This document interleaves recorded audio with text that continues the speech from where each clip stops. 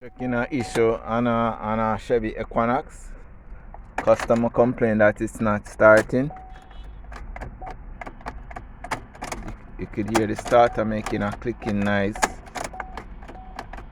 but it's not turning over.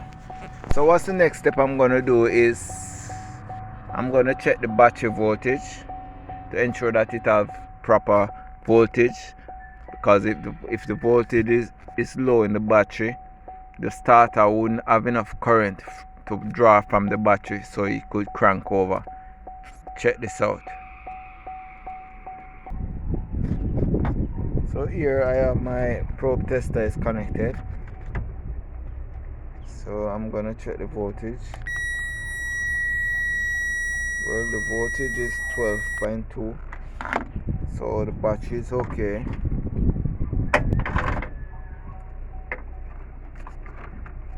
So I have to check if current is going to the solenoid on the starter.